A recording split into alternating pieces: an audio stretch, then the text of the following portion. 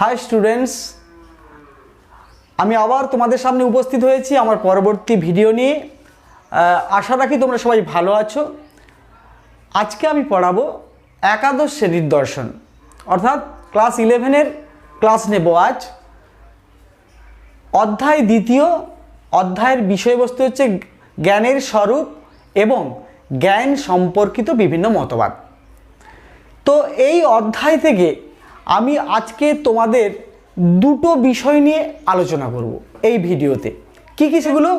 না, সেই বিষয়গুলো হলো, একটি হচ্ছে জ্ঞান সম্পর্কে চরমপন্থী ও নরমপন্থী বুদ্ধিবাদীদের মধ্যে পার্থক্য কি। এটা সাধারণত 4 নম্বরের থাকে। আরেকটি প্রশ্ন, সেটা হচ্ছে জ্ঞানের উৎস সম্পর্কে অভিজ্ঞতাবাদীদের বক্তব্য কি এবং তার সমালোচনা। তাহলে আমরা প্রথমে চলে যাচ্ছি যে জ্ঞান সম্পর্কে চরমপন্থী বুদ্ধিবাদ ও নরমপন্থী বুদ্ধিবাদের মধ্যে পার্থক্য কি। প্রথমেই তোমাদের একটু বলে রাখি, দেখো, বুদ্ধিবাদীদের মধ্যে দুটি দল আছে, একদল হচ্ছে চরমপন্থী, একদল হচ্ছে নরমপন্থী। তো তারা এই জ্ঞান সম্পর্কে তাদের বক্তব্যগুলো কি, দেখো আমি বোর্ডে কিছু পয়েন্টস আমি লিখে রেখেছি। এই দেখো বোর্ডে এই পয়েন্টসগুলো রয়েছে, এগুলো রয়েছে। তোমরা কিন্তু জানো প্রতিটি ভিডিওর শেষে প্রশ্ন উত্তর দেওয়া হয়, এই পার্থক্যও দেওয়া হবে এবং 2 নম্বর যে বিষয়টি পড়ানো হবে জ্ঞান সম্পর্কে অভিজ্ঞতাবাদ, সেটাও নোটস দেওয়া হবে। ঠিক আছে, তাহলে আলোচনা করছি। প্রথমেই না, আলোচ্য যে পয়েন্টগুলো সেইগুলো নিয়ে ডিসকাস করছি। উৎসগত পার্থক্য কি? উৎসগত, তো চরমপন্থী বুদ্ধিবাদ দুটোই হচ্ছে বুদ্ধিবাদ, বুদ্ধিবাদী, চরমপন্থী নরমপন্থী।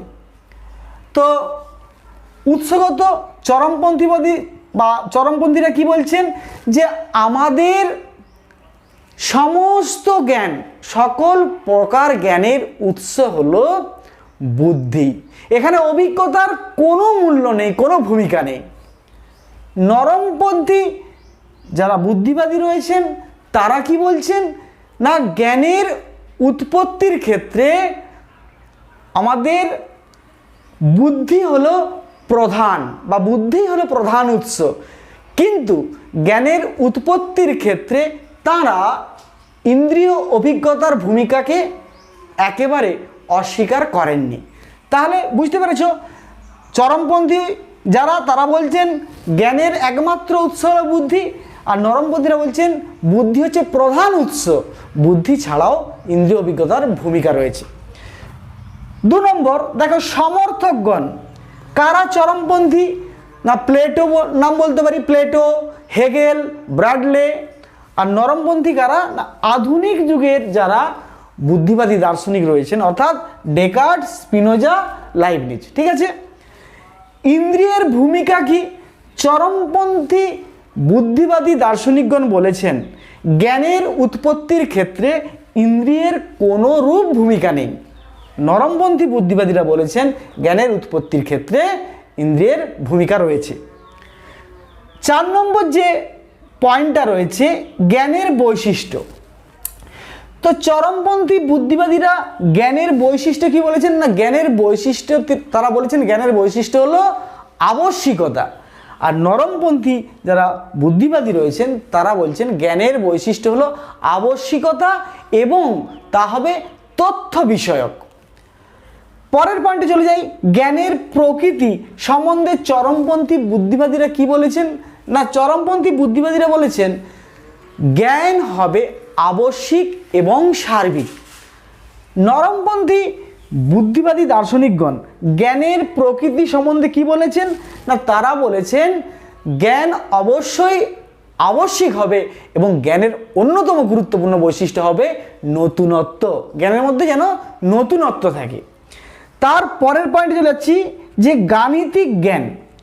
চরমপন্থী বুদ্ধিবাদী দার্শনিকদের মতে আদর্শ জ্ঞান হলো গাণিতিক জ্ঞান, আর এই গাণিতিক জ্ঞান সম্পর্কিত যে বাক্যগুলো সেগুলো কিন্তু বিশ্লেষক। নরমপন্থী বুদ্ধিবাদী দার্শনিকদের মতে যে গাণিতিক জ্ঞান সংশ্লেষক এবং পূর্বতসিদ্ধ। লাস্ট পয়েন্টে আমরা চলে যাব অধিবিদ্যা। অধিবিদ্যা সম্বন্ধে চরমপন্থীরা কি বলেছেন, নরমপন্থীরা কি বলেছেন। অধিবিদ্যা তোমাদের আমি আগেই বলেছিলাম, অধিবিদ্যা মানে কি না অতীন্দ্রিয় জগৎ সম্বন্ধে যা আলোচনা করে, সেই ঈশ্বর আত্মা।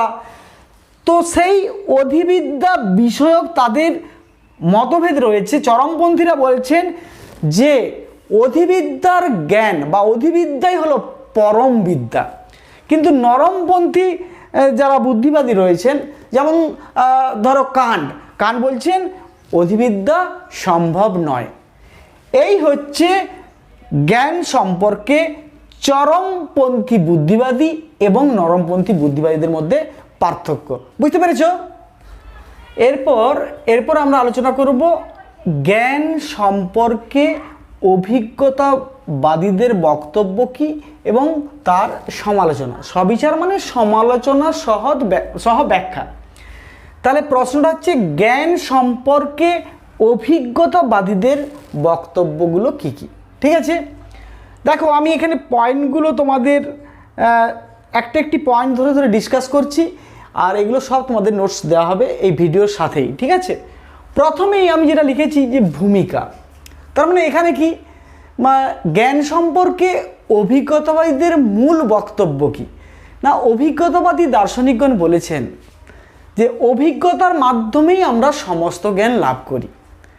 অভিজ্ঞতা মানে কি না, অভিজ্ঞতা বলতে বোঝায় ইন্দ্রিয় অভিজ্ঞতা বা ইন্দ্রিয় অনুভব। আর অভিজ্ঞতাবাদী দার্শনিকগণ তারা অভিজ্ঞতা পূর্ব বা পূর্বত সিদ্ধ সহজাত ধারণার অস্তিত্ব স্বীকার করেননি। এইটুকু, এই তিনটে কথা লিখলেই হবে ভূমিকাতে। তারপর চলে যাবে জ্ঞান বিষয়ক বাক্য বা মতবাদ। জ্ঞান বিষয়ক মতবাদ, জ্ঞান সম্পর্কে অভিজ্ঞতাবাদী দার্শনিকগণ কি বলেছেন। দেখো একটু আগে তোমাদের যেমন বললাম, বুদ্ধিবাদী দার্শনিক সম্প্রদায়কে আবার দুটি ভাগে ভাগ করা হয়েছিল। একটি হচ্ছে চরমপন্থী মতবাদ বা চরমপন্থী বুদ্ধিবাদ, আরেকটি নরমপন্থী। অভিজ্ঞতাবাদের ক্ষেত্রেও একই জিনিস, চরমপন্থী অভিজ্ঞতাবাদী, নরমপন্থী অভিজ্ঞতাবাদী। কেন আমি বললাম না, এই জ্ঞান বিষয়ক যে মতবাদ, এইটা একটু মতবিরোধ রয়েছে।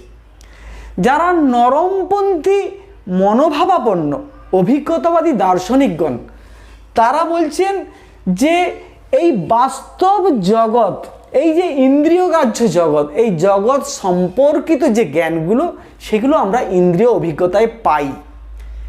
কিন্তু যারা আমাদের চরমপন্থী অভিজ্ঞতাবাদী দার্শনিক তারা কি বলছেন যে সমস্ত প্রকার জ্ঞান লাভ করা যায় ইন্দ্রিয় অভিজ্ঞতার মাধ্যমে।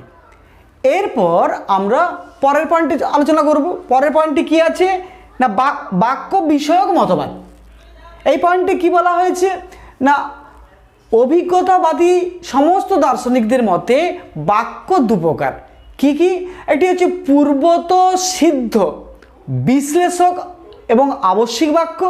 যেমন একটি উদাহরণ বলতে পারি, কোনো ত্রিভুজ নয় চতুর্ভুজ, বা আমি বলতে পারি সমস্ত রক্তজবা হয় লাল, বা বলতে পারি সমস্ত কালো কাক হয় কালো। আরেক প্রকার বাক্য রয়েছে, সেটা হচ্ছে পরত সাধ্য সংশ্লেষক এবং আপতিক বাক্য। যেমন আমি বলতে পারি যে কোনো কোনো মানুষ হন সৎ, বা আমি বলতে পারি সব কাক হয় কালো। দেখো আগের উদাহরণটা এটা কিন্তু এক নয়, আগে বলেছি সমস্ত কালো কাক হয় কালো, কিন্তু পরের বাক্যটা যেটা বললাম যেটা পরত সাধ্য, সেটা আমি বললাম সকল কাক হয় কালো। এরপর পরের পয়েন্টে আমরা চলে যাব বিজ্ঞান বিষয়ক মতবাদ। অভিজ্ঞতাবাদী দার্শনিকদের মতে যে বিজ্ঞান হচ্ছে দুপ্রকার, একটা হচ্ছে প্রাকৃতিক বিজ্ঞান আর একটা ধারণা বিষয়ক বিজ্ঞান। এখন এই যে প্রাকৃতিক যে বিজ্ঞান মানে প্রকৃতির এক একটি ব্রাঞ্চ নিয়ে, এক একটি শাখা নিয়ে আলোচনা করে। তো এই সকল বিজ্ঞানের ক্ষেত্রে যে বাক্যগুলি ব্যবহৃত হয় সেই বাক্যগুলি কিন্তু সম্ভাব্য বা সম্ভাবনামূলক। কিন্তু ধারণা সংক্রান্ত যে বিজ্ঞান রয়েছে যেমন ধরো যুক্তি বা যুক্তিবিজ্ঞান, জ্যামিতি, বীজগণিত, এই সকল ক্ষেত্রে, এই সকল বিজ্ঞানের ক্ষেত্রে যে বাক্যগুলি ব্যবহার করা হয় সেগুলি পূর্বতসাধ্য এবং আবশ্যিক ও পুনরুক্তিমূলক। এরপর আমরা পরের পয়েন্টে আলোচনা করব অধিবিদ্যা নিয়ে অভিজ্ঞতাবাদীদের বক্তব্য কী। দেখো, অধিবিদ্যা কি না, দর্শনের যে শাখা অতীন্দ্রিয় জগৎ নিয়ে আলোচনা করে, মানে ইন্দ্রিয়গ্রাহ্য যে জগৎ রয়েছে তার আড়ালে আর একটা জগৎ রয়েছে, সেই জগৎ নিয়ে দর্শনের যে শাখা আলোচনা করে তাকে বলা হয় মেটাফিজিক্স বা অধিবিদ্যা। তো সেই অধিবিদ্যা সম্পর্কে অভিজ্ঞতাবাদীদের বক্তব্য কি। এক্ষেত্রে দেখো, আমি যে একদম নরমপন্থী বা আধুনিক কালে যে অভিজ্ঞতাবাদী দার্শনিকগণ রয়েছেন, লক, বার্কলে, হিউম, তাদের মতামতগুলো আমি উল্লেখ করছি এখানে। দেখো না, লক বলছেন এই জগতে তিনটি বস্তুর অস্তিত্ব আছে। একটা হচ্ছে এই জড় জগতের অস্তিত্ব আছে, জড় বস্তুর অস্তিত্ব আছে, জড় জগৎ বা জড় বস্তুর অস্তিত্ব আছে, আত্মার অস্তিত্ব আছে, ঈশ্বরের অস্তিত্ব আছে। কিন্তু পরবর্তী অভিজ্ঞতাবাদী দার্শনিক, আইরিশ দার্শনিক বার্কলে, তিনি বললেন যে না, তার মতে এসে পার্সিপিআই, তার মানে কি না, অস্তিত্ব প্রত্যক্ষ নির্ভর। কোনো কিছুর, কোনো বস্তু বা কোনো কিছুর অস্তিত্ব হতে গেলে পর তা জ্ঞাতার প্রত্যক্ষ যোগ্য হতে হবে। এইভাবে তিনি বললেন এই যে জড়জগৎ বা জড়বস্তুর কোনো বাস্তব অস্তিত্ব নেই, কিন্তু তিনি আত্মা বা মন এবং ঈশ্বরের অস্তিত্ব স্বীকার করে নিয়েছেন। পরবর্তীকালে, মানে বার্কলের পরবর্তী ব্রিটিশ অভিজ্ঞতাবাদী দার্শনিক হিউম, তিনি বললেন না, এই আত্মা বা ঈশ্বর এগুলো কোনো কিছুর অস্তিত্ব নয়। তার মতে অধিবিদ্যার বাক্যগুলি পুরোপুরি অর্থহীন। তিনি বলছেন যে অধিবিদ্যা মানে যে কোনো বাক্য সংশ্লেষক হবে অথবা বিশ্লেষক হবে, কিন্তু অধিবিদ্যক যে ভাষাগুলো, যে বাক্যগুলো, সেগুলো সংশ্লেষকও নয় আর বিশ্লেষকও নয়। তাই হিউমের মতে অধিবিদ্যা অর্থহীন। এর পরের পয়েন্টে চলে যাব, মূল্য বিষয়ক মতবাদ। মূল্য সম্বন্ধে কি বলেছেন? আমি আগের ভিডিওতে তোমাদের বলেছিলাম মূল্য বলতে মানে কি, সত্যম শিবম সুন্দরম। অভিজ্ঞতাবাদী দার্শনিকগণ বলেছেন যে মূল্যের কোনো বাস্তব অস্তিত্ব নেই। দেখো, বুদ্ধিবাদীরা বলেছিলেন আলাদা, মূল্যের বাস্তব অস্তিত্ব আছে, যেটা সত্য সেটা সত্যই, যেটা সুন্দর তা সুন্দর। কিন্তু অভিজ্ঞতাবাদী দার্শনিকগণ বলছেন না, মূল্যের কোনো বাস্তব অস্তিত্ব নেই। কেননা যে দেখো, একটি জামা বা একটা কোনো বিষয় আমার ভালো লাগতে পারে, তোমার সেটা নাও ভালো লাগতে পারে, বা তোমাদের সেটা নাও ভালো লাগতে পারে। তার মানে মূল্য ম্যান টু ম্যান, মানে ব্যক্তি ভেদে ভিন্ন হয়। সেই জন্য অভিজ্ঞতাবাদী দার্শনিকগণ বলেছেন মূল্যের কোনো বাস্তব অস্তিত্ব নেই। ঠিক আছে, এরপর আমরা এই অভিজ্ঞতাবাদীদের জ্ঞান সম্পর্কে যে মতামত আলোচনা করলাম সেটা সংক্ষেপে সমালোচনা করব। ঠিক আছে, অভিজ্ঞতাবাদীদের জ্ঞান সম্পর্কে যে মতবাদ রয়েছে তা নানানভাবে সমালোচিত হয়েছে। প্রথমেই আমি বলবো যে অভিজ্ঞতাবাদী দার্শনিকগণ বলেছেন যে এই বাস্তব জগৎ সংক্রান্ত যে জ্ঞান গঠিত হয় তা কিন্তু কেবলমাত্র ইন্দ্রিয় অভিজ্ঞতার মাধ্যমে। এক্ষেত্রে সমালোচকদের বক্তব্য হলো যে এই বাস্তব জগৎ সম্পর্কিত যে জ্ঞান শুধুমাত্র ইন্দ্রিয় অভিজ্ঞতার মাধ্যমে গঠিত হতে পারে না, অর্থাৎ এক্ষেত্রে বুদ্ধিরও অবদান রয়েছে। 2 নম্বর পয়েন্ট, যুক্তিবিদ মিল, অভিজ্ঞতাবাদী দার্শনিক অবশ্যই, তিনি বলেছেন আবশ্যিক জ্ঞান বলে কিছু নেই। কিন্তু মিলের এই বক্তব্য গ্রহণযোগ্য নয়, কেননা বিজ্ঞানের কিছু কিছু সূত্র রয়েছে, যুক্তিবিজ্ঞানেরও কিছু কিছু সূত্র রয়েছে যেগুলি আবশ্যিক জ্ঞান দেয়। তারপরে আমরা বলতে পারি যে অধিবিদ্যা সম্পর্কে অভিজ্ঞতাবাদী দার্শনিকগণ বলেছেন যে অধিবিদ্যক যে বাক্যগুলি রয়েছে সেগুলি বিশ্লেষক নয় এবং যাচাইযোগ্য নয়, তাই অধিবিদ্যা অর্থহীন। সমালোচকরা বলেছেন যে তাই যদি হয়, এই যদি নিয়ম হয়, তাহলে আমরা অতীতের অনেক ঘটনা, মানে বহু পুরানো ঐতিহাসিক ঘটনা আমরা তো সব যাচাই করতে পারি না, সেগুলো অ্যানালাইসিস করতে পারি না, সেগুলো বিশ্লেষক নয়। বা বিজ্ঞানের অনেক নিয়ম আছে যেগুলো বিশ্লেষক নয়, তাহলে কি সেগুলিকে আমরা অস্বীকার করব, সেগুলিকে অর্থহীন বলবো? তাই সমালোচকদের মতে যে অভিজ্ঞতাবাদীদের অধিবিদ্যা সম্পর্কিত যে বক্তব্য তা তারা খণ্ডন করেছেন। সর্বশেষ এই মূল্য সম্পর্কিত অভিজ্ঞতাবাদী দার্শনিকদের যে বক্তব্য যে মূল্যের কোনো বাস্তব অস্তিত্ব নেই, সমালোচকরা বলছে একথা ভুল। মূল্যের বাস্তব অস্তিত্ব আছে। যা সত্য তা সবার কাছে সত্য, যা সুন্দর তা সবার কাছে সুন্দর, যা মঙ্গল তা সবার কাছে মঙ্গল। সুতরাং মূল্যের একটি বাস্তব অস্তিত্ব আছে, তাকে অস্বীকার করা যায় না। এইভাবে সমালোচকগণ অভিজ্ঞতাবাদী দার্শনিকদের জ্ঞান সম্পর্কিত মতবাদকে নানানভাবে সমালোচনা করেছেন বা সমালোচিত করেছেন।